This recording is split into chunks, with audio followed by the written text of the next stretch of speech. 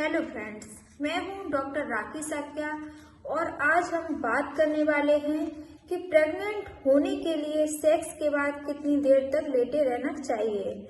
जब आप कंसीव करने की कोशिश करते हो और कंसीव होने में दिक्कतें आती हैं, टाइम लगता है, तो आपको बहुत सारी सलाह आपके फ्रेंड्स देते हैं, आपके रिश्तेदार देते हैं, आपके फैमिली मेंबर्स देते हैं। और कंसीव करने के लिए आपको क्या करना चाहिए, कितना समय लेना चाहिए, कौन सी पोजीशन लेना चाहिए, ये सारी बातें बताते रहते हैं।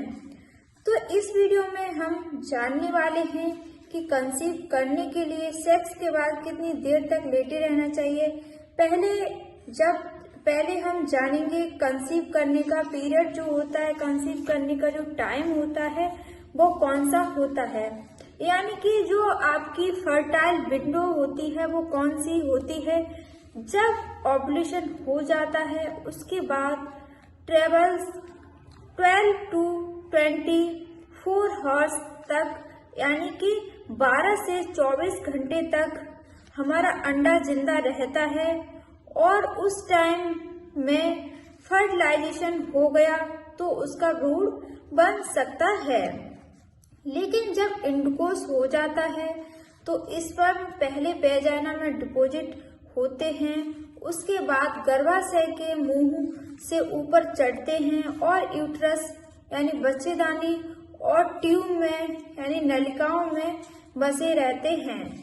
ये स्पर्म स्त्रियों के गर्भाशय में 48 to 72 आवर्स यानी 48 से 72 घंटे तक जिंदा रहते हैं, यानी कि उनका फर्टिलाइजिंग पोटेंशियल 2 से 3 दिन तक अच्छे से रहता है। ओव्यूलेशन के पहले 3 दिन और ओव्यूलेशन के बाद 1 दिन, ये 4 दिन जो रहते हैं वो प्रेग्नेंट होने में महत्वपूर्ण रहते हैं। तो चलिए वीडियो स्टार्ट करते हैं। अगर आपको वीडियो अच्छा लगे तो प्लीज लाइक और शेयर कर दीजिए और अभी तक आपने इस चैनल को सब्सक्राइब नहीं किया है तो प्लीज सब्सक्राइब कर लीजिए। तो चलिए वीडियो स्टार्ट करते हैं। तो आइए हम जानेंगे कि जो फर्टिलाइज विंडो में सेक्स करते समय क्या ध्यान में रखना है। तो जो सलाह दी गई है कि पर्टिकुलर पोजीशन, यानी कि कुछ ऐसे पोजीशन रहते हैं जिसकी वजह से आप जल्दी कंसीव कर सकते हो, लेकिन ये सरासर गलत फहमी है। आपको कोई भी पोजीशन, जिस पोजीशन में आप कंफर्टेबल हो और अच्छा पेनिट्रेशन, जिस पोजीशन में सबसे डीप रहता है, वो पोजीशन आपको अपनानी है। और ये पोजीशन आपको खुद को ये जो पोजीशन होती है वो आपको खुद को ही फाइंड आउट करना है कि हमारे लिए कौन सा पोजीशन ज्यादा सही है, जिससे आप कंफर्टेबल हैं और आपका पेनिट्रेशन भी डीप पेनिट्रेशन होता है। इसलिए आपको उन सारी बातों पर ध्यान नहीं रखना है, उन सारी बातों पर ध्यान बिल्कुल भी नहीं देना है कि पर्टिकुलर पोजीशन में आपको इंटरकोर्स करना है तो ही आप प्रेग्नेंट हो सकते हो। दूसरा महत्वपूर्ण बात, इस पीरियड के दौरान जब आपका सेक्स हो जाता है, सीमन जो होता है वो वेजाइना में डिपॉजिट हो जाता है।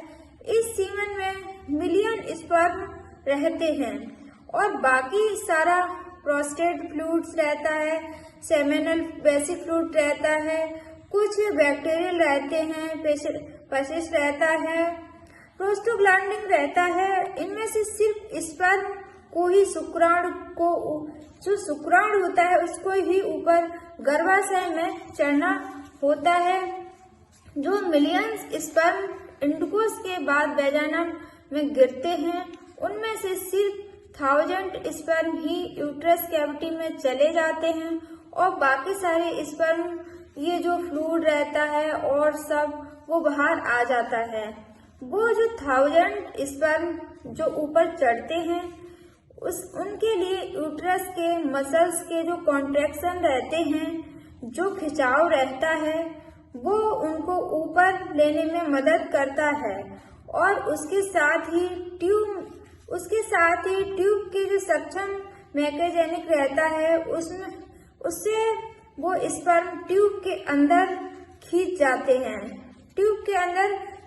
जाते हैं और हमें ये भी याद रखना है, ओवुलेशन के बाद ओवरी से जब अंडा निकलता है तो फैलोपियन ट्यूब उस बीज के अंदर खींच लेती है, उस बीज होता है उसको अंदर खींच लेती है और ये बीज ट्यूब की एम्पुलरी पोजीशन रहता है। जो एम्पुलरी पोजीशन रहता है यानी कि थोड़ा सा बड़ा भाग जो रहता है उसमें उस जगह पर जाकर ये बीज स्पर्म के लिए वेट करता रहता है।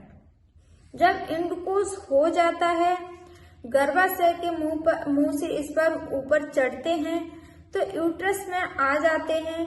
उनमें से 300-400 स्पर्म ही फैलोपियन ट्यूब में आते हैं और बीज जो होता है उसकी साइड में स्थित हो जाते हैं और इसमें से सिर्फ एक ही स्पर्म उसके अंदर जा पाता है और उसका ब्रूड बन जाता है। वैसे देखा जाए तो इंटरकोर्स के बाद वेजाइना में ये स्पर्म गिरते हैं तो वेजाइना में ट्यूब तक जाने तक उनको कुछ ही मिनट का ही समय काफी रहता है और इस सारी प्रक्रिया में स्पर्म को जो ट्रेवल करना होता है यानी कि गर्भाशय के मुख से फैलोपियन ट्यूब होती है उस तक ट्रेवल करना रहता है, वो सिर्फ 15 सेंटीमीटर ही रहता है। 15 सेंटीमीटर की ही दूरी होती है उस पर। तो इसीलिए जब हमें पूछा जाता है कि हमें कितना समय तक जब पेशेंट पूछते हैं जब कोई काम क्यों, एक्चुअली में तो ये काम फ्यू मिनट्स का रहता है, लेकिन फिर भी प्रिकॉशन के तौर पर आपको 10 से 15 मिनट तक लेटे रहोगे। 10 से 15 मिनट तक आप लेटे रहिए तो भी काफी हो जाता है। लेकिन आपको एक बात याद रखनी है, जब आप कंसीव करना चाहते हो तो सेक्स के बाद तुरंत आपको टॉयलेट में जाके वेजाइना को फ्लश नहीं करना है।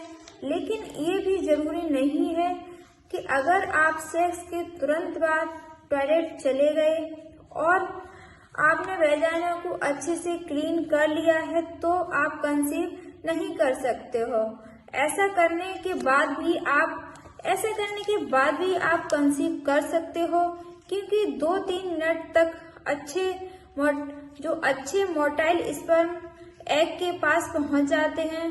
तो इस वीडियो में आपने जान लिया कि कंसीव करने के लिए आपको सेक्स के बाद कितने समय तक आपको लेटे रहना चाहिए।